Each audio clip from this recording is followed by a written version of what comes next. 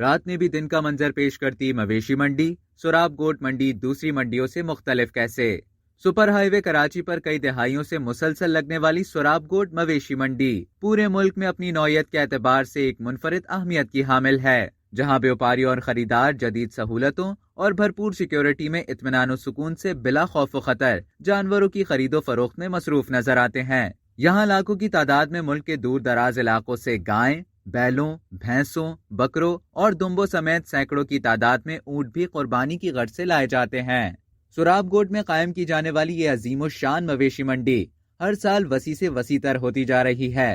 اس کی وسعت کا اندازہ اس بات سے لگایا جا سکتا ہے کہ آغاز میں 600-700 ایکڑ پر لگنے والی منڈی اب 2000 ایکڑ تک جا پہنچی ہے۔ اس برس 21 مئی سے لگنے والی مویشی منڈی 24 بلاکس پر محیط ہے، جس میں 4 VVIP، 6 VIP، 8 جرنل اور 7 بلاکس چھوٹے جانوروں کی فروخت کے لیے مختص کیے گئے ہیں۔